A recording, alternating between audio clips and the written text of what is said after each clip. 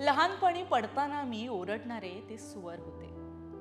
लहानपणी पडताना मी ओरडणारे ते स्वर होते. माझ्या प्रत्येक धडपडीवर व्याकुळणारे तेच तर होते. अगो पडशील बघून चाल असं म्हणताना त्यांचं बीपी वाढायचं. रागाच्या त्या पडद्यामागे फक्त काळजाचं पाणी व्हायचं.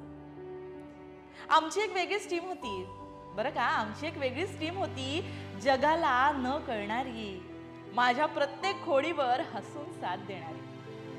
मी अडखळले कधी चुकून तर आधार त्यांचा असायचा. माझ्या चष्म्यातून जगाला पाहण्याचा छंद त्यांचा असायचा. माझ्या चष्म्यातून जगाला पाहायचा छंद त्यांचा असायचा. आजही मी पडते कधी मनातून खचून जाते. आजही मी पडते कधी मनातून खचून जाते, पण कानात त्यांची तीच हाक पुन्हा सावरते. सांभाळून पिल्लू असं म्हणत ते पाठीशी उभे असतात. डोळे मिटले की आजही ते टीम पार्टनर म्हणून दिसतात.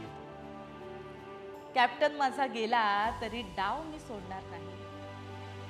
कॅप्टन माझा गेला तरी डाव मी सोडणार नाही. त्यांनी पाहिलेलं स्वप्न मी अधुरं ठेवणार नाही. पुन्हा एकदा जिद्दीनं मी जमिनीवरून उठणार आहे. पप्पांच्या या टीमला मी विजेता करणार आहे. मी विजेता करणार आहे. तर मंडळी, प्राजक्ता नांदुरे यांनी केलेली ही सुंदर कविता आहे. खरं तर वडील हा जो फॅक्टर आपल्या आयुष्यातला असतो ना, तो बरेचदा नकळत त्याच्यावरती आपण काय म्हणतो ना, दुर्लक्ष करतो किंवा कधी कधी कळत नकळत त्या भावना आपण कधी वडिलांपर्यंत पोहोचवूच शकत नाही.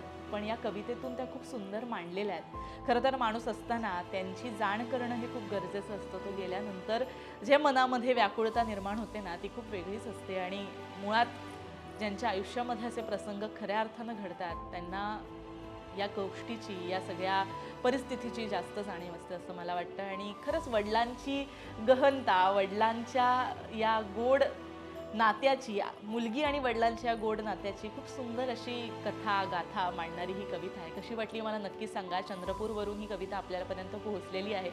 त्यामुळे खूप सुंदर कविता आहे. भरपूर शेअर करा आणि आपल्या वडिलांवर खूप प्रेम करा.